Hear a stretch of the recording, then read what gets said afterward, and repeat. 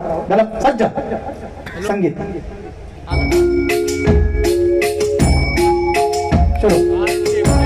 आता आपण पाहतोय साधारण दंड.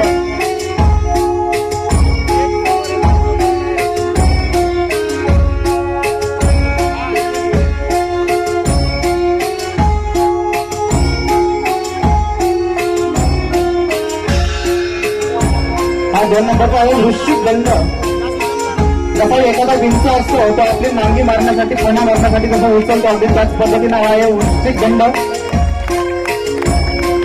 ही मुलं दररोज गुरुकुलमध्ये सकाळी 2.5-3 तास आणि संध्याकाळी 2.5-3 तास याची मेहनत करतात.